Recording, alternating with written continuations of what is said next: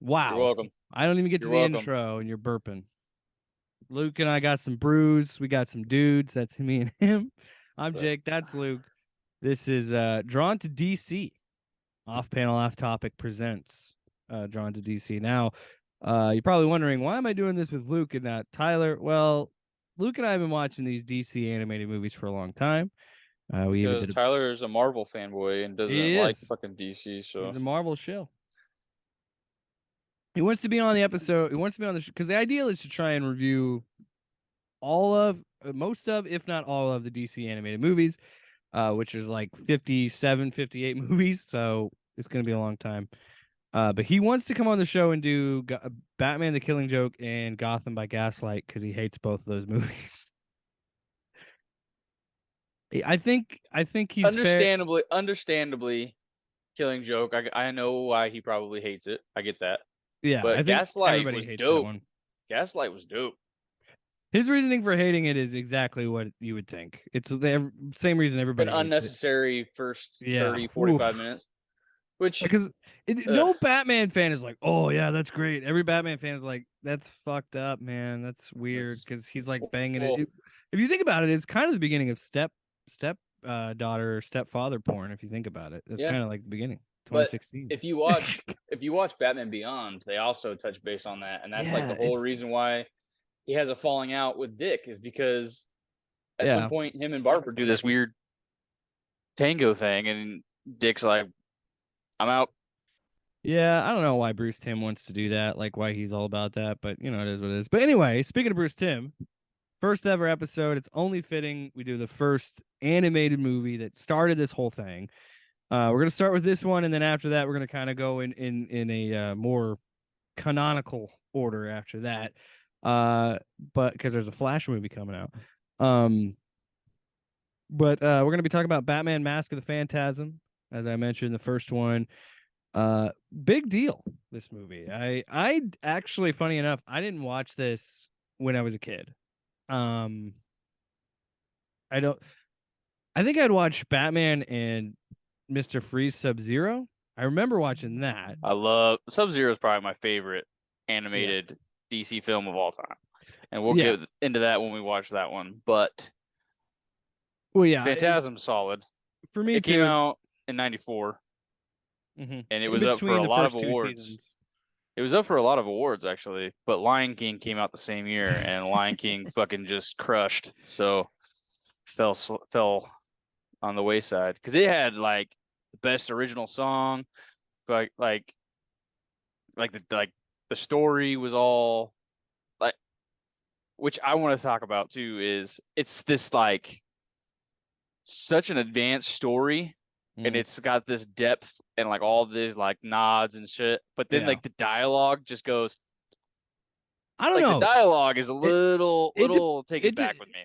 it depends because I think it's interesting to watch this now with hindsight of 30 years of Kevin Conroy, 30 years of Mark Hamill, because you can definitely tell this is in between the first two seasons and this is when they're Hmm. still figuring out how to do these characters. That being said, Mark Hamill's performance in this movie, I think his dialogue is good. I think his dialogue is funny. Yeah. Like when he's talking to the robot maid and like the dialogue that he has there, and Ah, then bologna again or meatloaf again. We had that yesterday. That was awesome. That was when he's hilarious. talking to her and they and the Phantasm breaks in and he goes, always when you want to get frisky. He said something like to that effect of like getting frisky, that people always want to show up or something like that. When things get interesting, people always want to show. It's like, oh, so you're gonna fuck this robot? Ah. Yeah. But I was gonna say too with that is you really see Mark Hamill catch it and take off because you get so many different laughs. And if Mm, you just had him for an hour and a half of different laughs and that's it, no dialogue, you could understand the scenario, the situation, like yeah. everything, like all the emotion and just the way that he's able to laugh differently. And I It's love that too. it's kind of hard with this because on one hand, yeah, there is definitely that like we've been spoiled with what he becomes as the Joker, and we have the hindsight of what he becomes as the Joker. But I think you're starting to get in the groove in this movie, and then take off in the show, uh, which is so. it's so weird to me that this even exists because I thought this came out after the show. I thought because I didn't know when because I didn't really watch it when it was coming out and all that stuff. So I didn't know it was in between the first two seasons. I thought this was Yeah. after the show. So I was like, oh wow, this is kind of crazy that they did it in between the seasons. And I will say this. I think there is something interesting, and you and I were talking about this because you and I both watched the first two movies we were going to do. We watched them back to back, and one was made in 93, 94, and the next one, the movie we watched that comes up next in our back catalog, came out in 2013. And it's such a big change, but I kind of understand why they chose to do, because this is a very simple basic, like all those Bruce Timm early WB cartoons are very simple basic animation styles, but it just Hmm. works. Yeah. Yeah. Which I love that it's like you could almost make it a continuation of Tim Burton's shit because Mm-hmm. it takes a lot of influence from that being like this weird like futuristic 50s style and just the way that they have like the tall buildings and Yes. that dark aspect to it and the way that Conroy is able to go from Bruce to Batman with like just a slight deepening of his voice like that I is love how they fucking make Gotham. peak. It's just beautiful how Yeah. yeah, I've it's great. always loved how they've done Gotham in the show. I've always loved how they made Gotham because, like, I'm the kind of guy. If you give me retro futurism of any kind, I'm gonna be into it. Like, I remember a few years ago, you and I were watching Tim Burton's Batman, and it is made It's in the just 80s, but it has a vibe of a 50s movie, and it feels like a noir movie, and that's what like you and said, that's the theme that goes in the show too. it's so dark and like gothic and it's funny that it's marketed towards kids. Like it's a kids show because some of the storylines that they were able to do in like the animated show, I'm like I can't even watch this with my 3-year-old because it's so fucking like But then they have like silly shit too. That's what's yeah. makes it so good. And that is what I've always thought. Like, when people ever talk about the definitive Batman, why I always think it's Kevin Conroy. It's because of that show, in particular, because it does a great job of balancing the character. Because Hmm. Batman is a character that you can have these really serious adult stories, but at the same time have these really wonky things with the fucking like what was the puppet's name? Mark Hamill plays the puppet too. I can't remember. Slappy? No, that's Goosebumps. But you know what I mean. Scarface. Scarface, yeah. But there's things like that, or And they've done I they've said done this silly things too. and I said this too about uh is it Matt Reeves, Yeah. the Batman?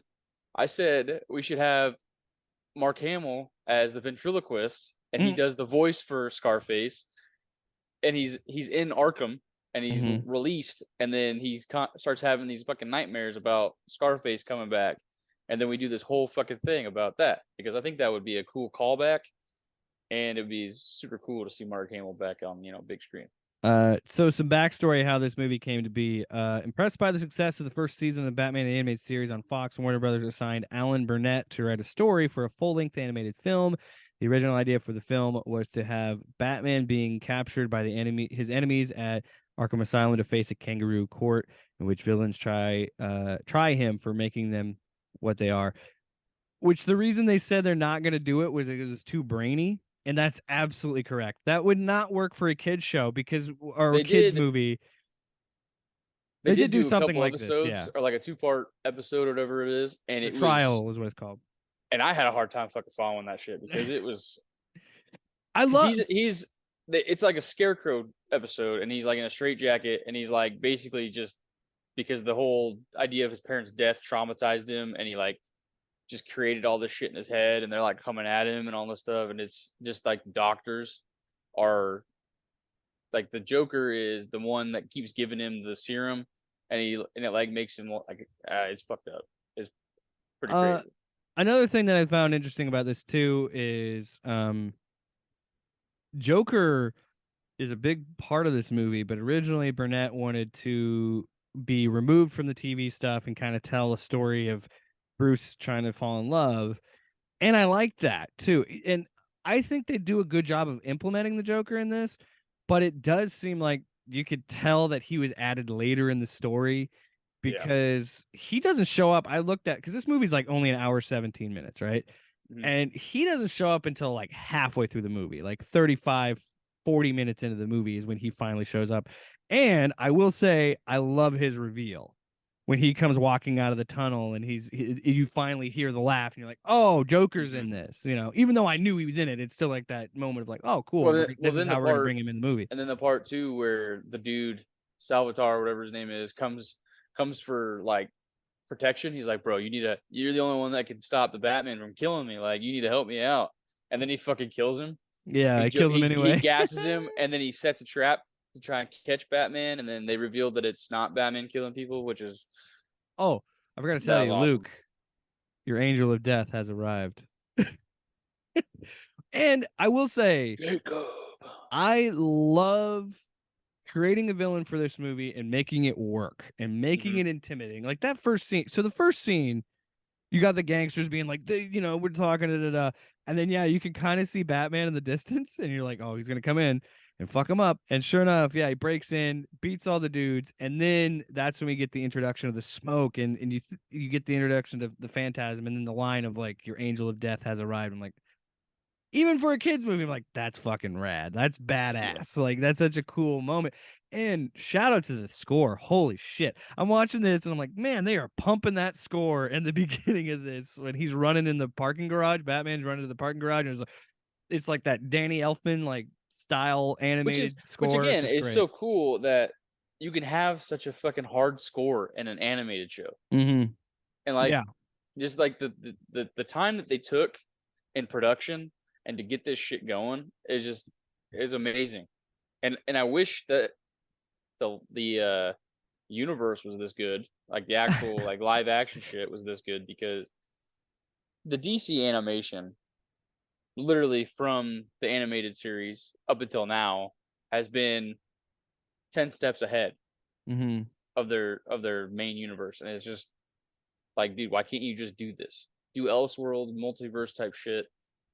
Nothing Yeah. has to be this canon thing of, oh, it's tied to this, it's tied to that. It's like, Well, I think that's what's so appealing about the Batman and Joker, where those movies are, where the DCU stuff, they're kind of like, yeah, this is Elseworld. So I think you're gonna see more movies like Joker and the Batman being a little bit more else, because I mean, James Gunn even name dropped Elseworlds to imply that they could see other stuff. And we live in a world now, like how the MCU works with live action and how that's kind of set up the multiverse and expanded all that stuff. We live in a world where, to me, it makes sense where and it worked. I mean, last year the Batman came out, tied to nothing, made a bucket load of money, like an that, unbelievable amount of so money. good.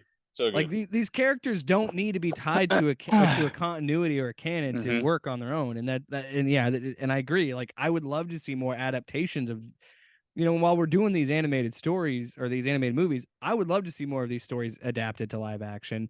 And some people might say that's the fault to the movies sometime, because some of these are very close to the comics that they're based on. And so, yeah, you'd have to make changes, but like, something like this, I think, could easily work in live action. And the fact that they made a new villain, and the fact that they trusted in themselves to like spend 35 to 45 minutes before they even release the Joker into this story or put him in the story, I think takes a lot. And I don't remember marketing at the time because I was a baby, but I don't really think he was marketed very much. I think that was kind of like a surprise reveal in the movie Yeah. to show that Joker was in this movie. The writers were highly cautious about placing the Joker in the movie, saying they did not want any connection to Tim Burton's '89 Batman movie. But writer Michael Reeves, not Matt Reeves, Michael Reeves, said Batman said that we then realized that we could make his appearance serve the story in a way that we could never do be done in live action. And it's true. He works really well in this, and I think it works because of him having his place in the show and how it works here. Which is funny because they didn't want it to be tied to Nicholson's, but at the same time, they gave him essentially the same Yeah, they made him backstory. Jack Napier pretty Because much. because even in a couple of Arkham shots, not in this movie, but in like the show you'll watch, it'll say like Harvey Dent Pamela Isley, and then you go to the Joker cell as Jay Napier. So you're like, you don't want to be tied to it, but you're straight up using it, Yeah. which I think is hilarious. But Um, again, it works. I do think that there are times when you realize this is a kids movie. There are times when the When he's doing the whole jujitsu thing, and he's like, "It's called jujitsu," and then they yeah. basically fuck on the lawn, and Alfred is hilarious in this film, in this movie. Well, my favorite thing is like I Because like, texted how many you. times does he like leave the room and he comes in and he goes, "Oh," and he like Yeah, when walks they're away. making out and he just Yeah. walks out like, ugh. Um, the part that I texted you where I said this is just making me miss Conroy, um, was the part where he first meets Andrea in the flashback because Bruce is such a fucking dork in that scene, Mm-hmm. and Kevin Conroy again, even then when he's still trying to figure out the character between season 1 and 2, he still understands how to present Bruce and show the more gentle side of Bruce Mm-hmm. and vulnerable side. He's and like I said, he's kind of a bumbling dork because he meets this attractive woman and he's like, and I think it does a good job of making me buy Bruce being in love with Yeah. Andrea. I Yeah. think it does a really good job. And that's another thing I like about this movie that I don't think you even see with some of these live action movies is there's a legitimate conflict with Bruce and he is questioning and we don't always Dude, that see the scene, Batman questioning himself and you see a lot in this movie because he wants to be with Andrea, you well, know? that scene where he's in front of the tomb and it's pouring rain and he's like, I didn't let it expect let yeah. yeah, I didn't expect this. Like I made a vow to you guys to avenge your deaths, but like this wasn't supposed to happen. I wasn't Let supposed to be let happy, let yeah. let me be done. Just let me be done. Which is such a emo Bruce Wayne And it Batman line. It's so but perfect with that the but that's character. why that's what I say is like the story like the main story is so advanced for a kids show. But then like I said, you get that jujitsu scene and then you're like, right, we gotta it's the kids. Well, and what's funny is I've been going back periodically and watching Superman the animated series because I never really watched it as a kid because I never really cared that much about Superman when I was younger. And It's a pretty solid show. it is, I mean, but there are times shit. And I was talking about it on off panel, off topic when I was saying that like because we've been watching these RoboCop cartoons, and I was like, I'll be honest, I loved Spider-Man in the '90s cartoon, but that cartoon does not hold up very well. And I'm sure if I go back and I watch like the '90s X-Men show, it doesn't hold up as well. I think Batman and I think the Bruce Timm stuff tends to hold up a little bit better because I think they do a better job of, like you said, implementing adult themes and treating these characters with a different level of respect. And I'm not saying the X-Men and Spider-Man movies didn't, but I mean for fuck's sake, they wouldn't let Spider-Man punch people in that cartoon. Yeah. Yeah. Because Well, if you and then notice, whenever he punches them, it's like a quick white flash on the screen, and they do it a little bit in this movie too. But like there's blood. There's like legitimate violence in this movie. Like when Batman runs into the Phantasm and they have the fight on the rooftop and the cops show up and they're shooting at him, like Batman gets fucked up in that his scene. face is Like, all cut up, nose is yeah, gushing blood, and he's tore up. And dude, I that's will say part that's part of what makes shit like that good. Is like you got to believe the scenario.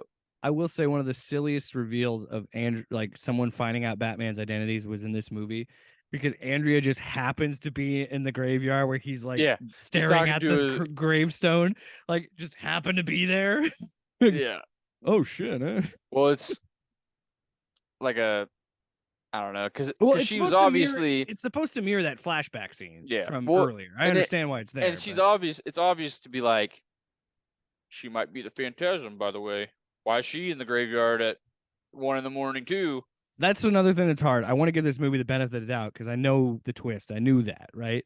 But this movie kind of telegraphs it pretty early that Andrea is the Phantasm because well, after that rooftop fight, she's just there to pick him up in the car. Like, how does she Yeah, know? yeah. Like, it's kind of right in front of I your. saw it on TV, so I But had to hurry.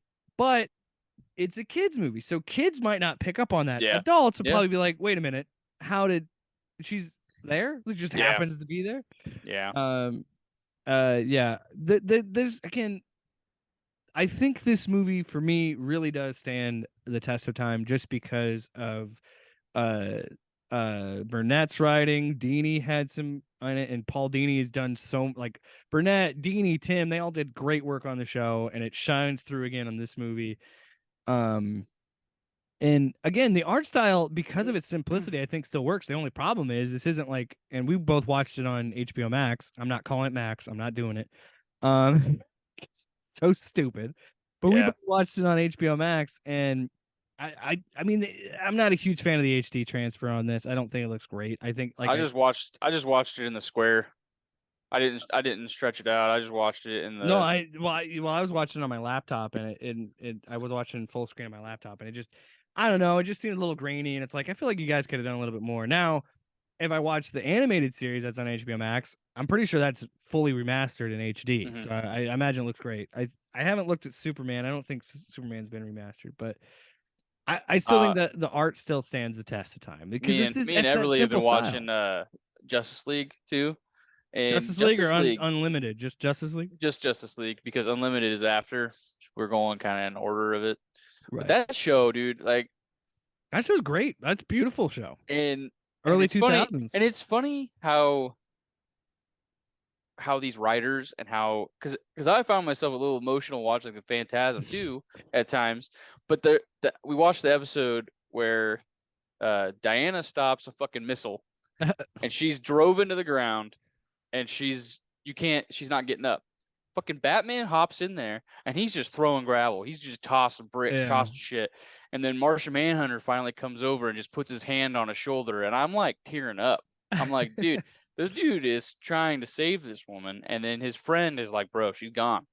Yeah. And he stands up, and they're all just like in this moment of silence. Then the missile fucking moves. She gets up, and then Diana looks at Batman, and he's like trying to hide his gloves because they're covered in mud, and she like gives him a kiss, and I'm like emotionally in tears because I'm like, dude, this is such, Well, they just get it. They just get and it. it's just to feel that in a cartoon that came out 20 years ago Yeah. is just awesome, and I wish they could do that with live action. But you can't. Um yeah, there's a lot that I think about with this movie too. Of like, again, it's so funny because I'm glad we started like the first episode with this being the first movie, because you can see so much of what DC has done in the animated realm and what they've done with these movies since this, and you can kind of see the seeds of this and everything. I mean, spoilers, the next episode is a Flashpoint paradox, and I remember I'm watching things in that movie after I watched this and just seeing things of like the level of violence that's in that movie versus this, but you're already seeing the seeds planted here where they're like, okay, we've got a feature length movie that's kind of play with it a little bit. We don't have to adhere to Saturday morning restrictions. Let's show a little bit more. And Batman, yeah, because Batman gets fucked up a few times in this, and he's bleeding in this, Hmm. and there's violence. Well, he's also still kind of like fresh in the old vigilante Well, yeah, because like game. So this is based on this takes ideas from Batman Year Two, which was they followed up Frank Miller's Batman Year One. Other note, fun fact here: early in production, Warner Brothers decided to release Phantasm theatrically rather than straight to video. That left less than a year for production time, which, if anybody that follows animation, that is shit because animation movies take like 2+ years in advance. Like, the reason Pixar's movies are always so good and get nominated for Oscars and things like that is because you have to storyboard everything in animation and you have to plan everything out. And so that's a quick turnaround for them because it took, I think, 8 months worth of production time, which sucks because I think it hurt that movie. I'm gonna stop him, send you another invite. We're running out of time. eh.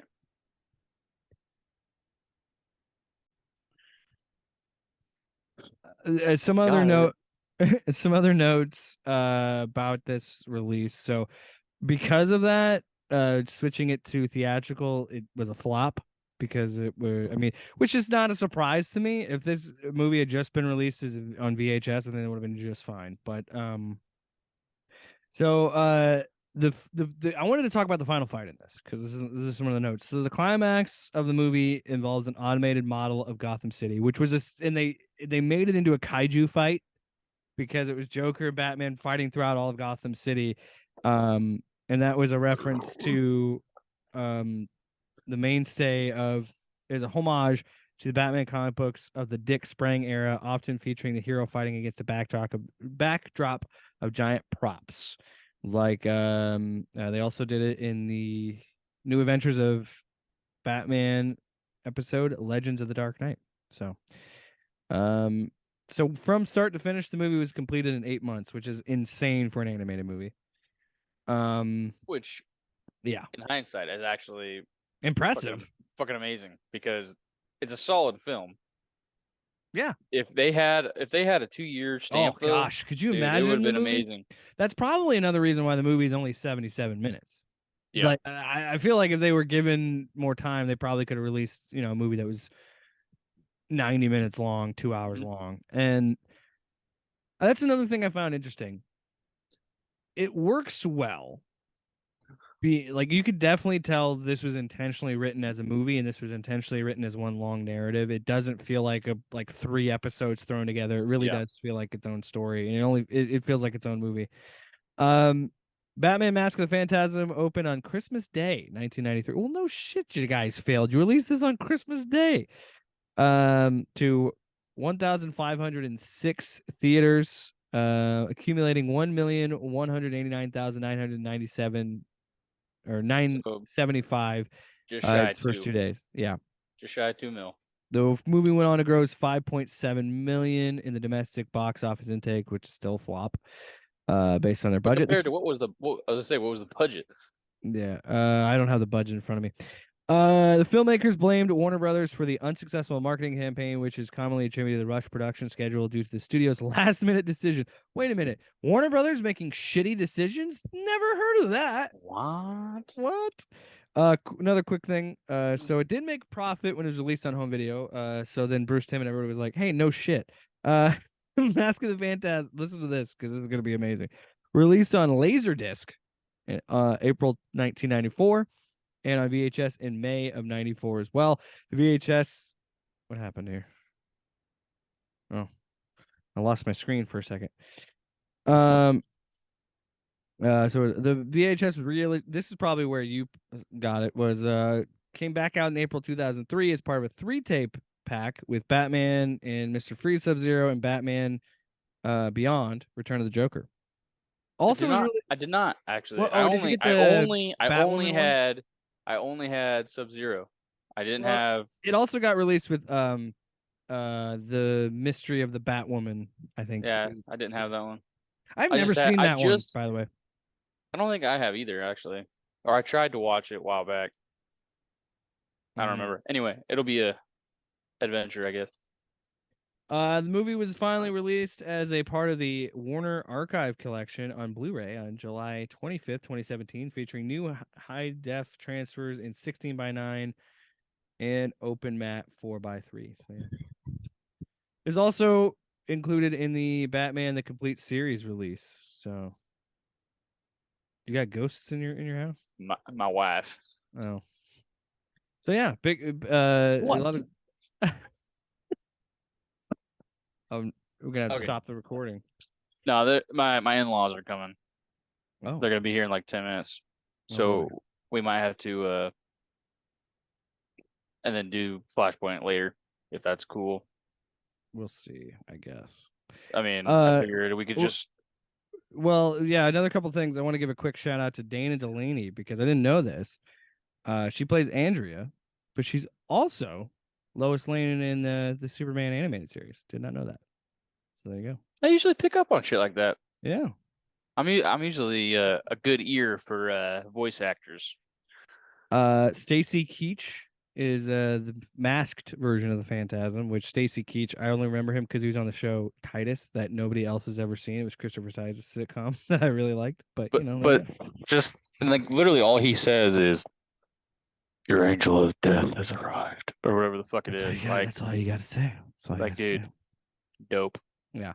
I love the fight between Andrea and Joker because he has the opportunity to grab a knife, but he hits her with grabs the the bologna. the bologna. Yeah, the bologna. Dude.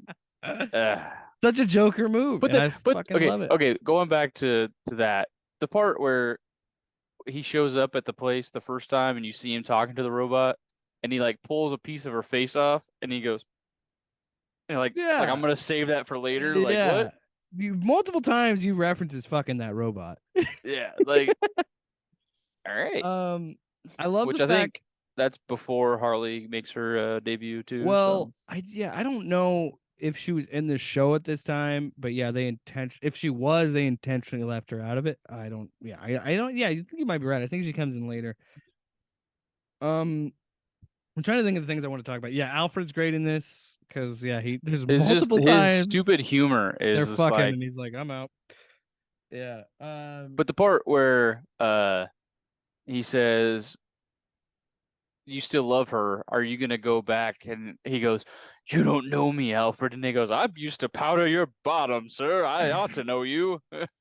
Well, yeah, well, or the fucking Taekwondo scene where he's talking shit and then he's like, "They don't fear me, Alfred. They don't fear me." He just keeps getting real mad. Like I said earlier, he's like an angsty teenager. Like they're not Yeah. scared of me.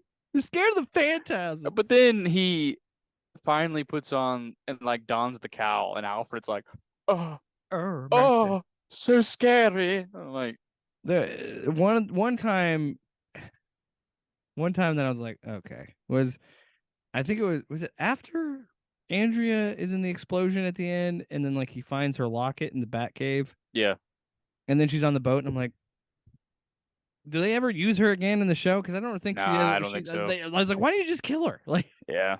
just have that satisfying end to it and have her Which die. it's like the movie is its own thing, but it's also part of the show. So like if you never Yeah, saw this movie, then you'd be all right.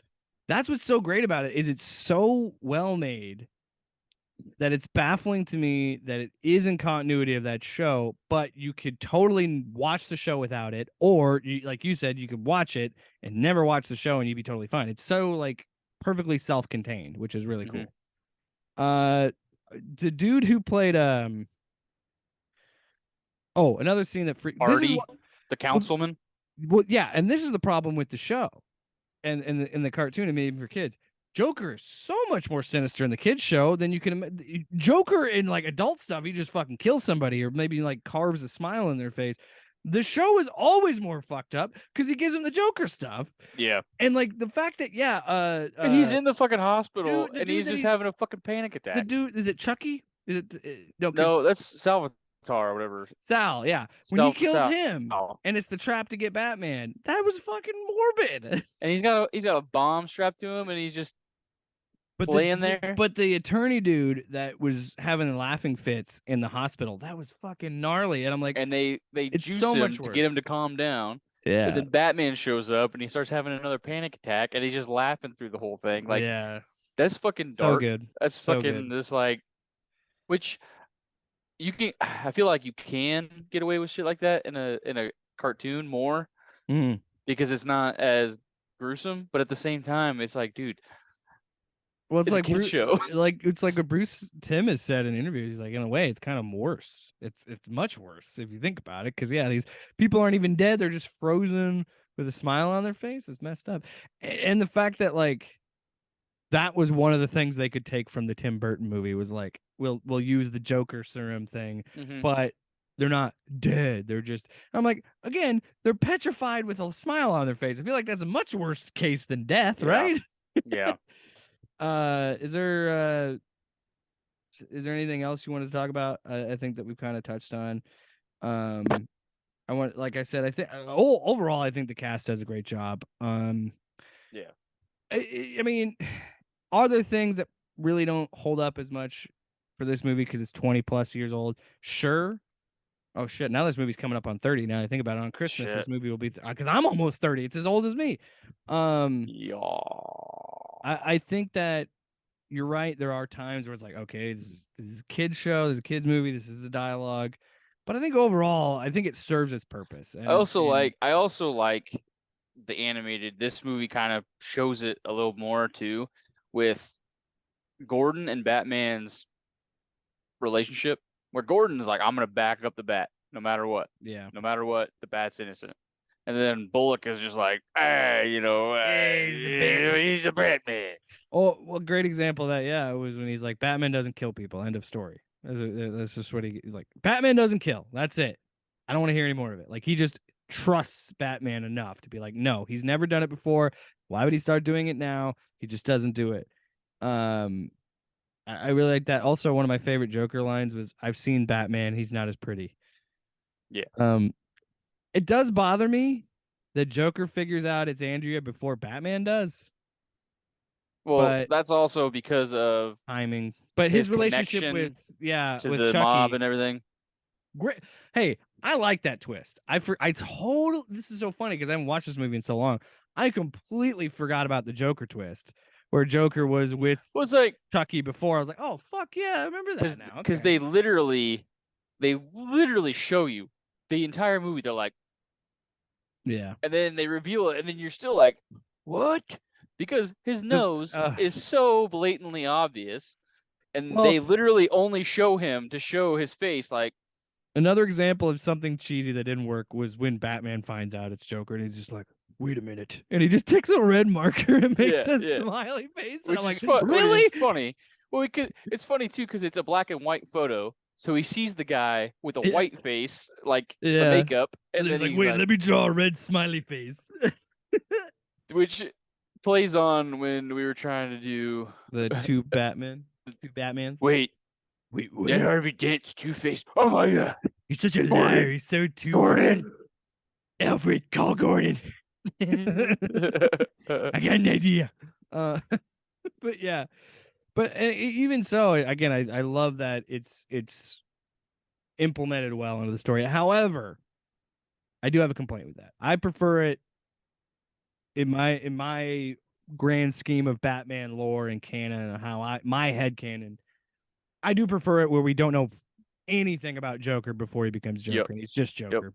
However, if it's done right and done effectively, I can forgive that, you know. Which I don't remember which one it's from, but when he says that if he's gonna have a past, he prefer it be multiple choice. Yes, that That's Killing Joke, yeah. dude. Great And great line. that's what I keep saying about the Joaquin Phoenix Joker is one, I don't think they should have made a sequel, but two, I think they could or should, but without Phoenix and make three movies completely three different and do the whole three Jokers idea, but it's Yeah. three different actors, three different origin stories, Yeah, completely unrelated, I'm, and I think I'm that would have worked better than what they're doing right now. yeah, but I Because like I that liked it, but I didn't I really. It's I not think my top. yeah, I think it works though in a sense because it is Elseworlds. I think I can kind of forgive it for that. But I Yeah, do agree. Like I think it made too much money. So like we yeah. have to make a sequel because it made so much money. But Well, yeah, the only thing I'm that with you. I wish it was just one movie. I just don't like the fact that because all of it is cool, it's awesome, but the fact that Bruce is like 8 and Joaquin's like 45, Yeah. like that's the only thing that I See don't that get makes because me wonder. you don't have Joker without Bruce, without Batman, See, and that's the only. that's what I'm worried about. I'm worried they're gonna do a big time jump and make him an older Joker. And I'm like, but do I really want to watch a fucking 20-year-old Batman beat the fuck out of a 70-year-old Joker? You know? But then Because I'm they like, did that. They kind of did the same thing with Gotham. And Gotham, oh god, season 1 of Gotham was good because it was up and coming Penguin, up and coming Gordon. it's You Gordon see without a this, Batman. Yeah, yeah, you see this like it's a cop show, and then they were like, well, there's not enough Batman, so let's throw in all these villains that, and Bruce is fucking 15, and you're yeah. like, And you and I are the guys that are like, no.